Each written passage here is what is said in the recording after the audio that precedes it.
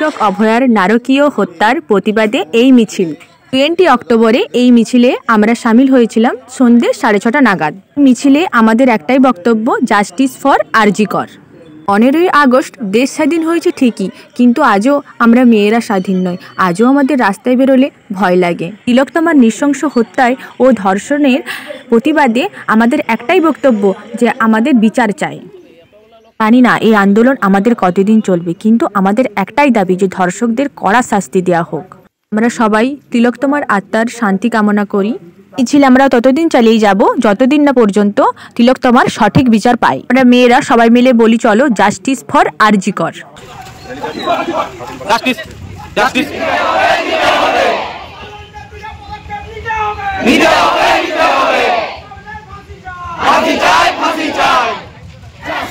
We want justice. We want justice.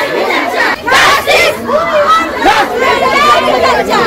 বিচার বিচার বিচার চাই। বিচার বিচার বিচার চাই। বিচার বিচার বিচার চাই।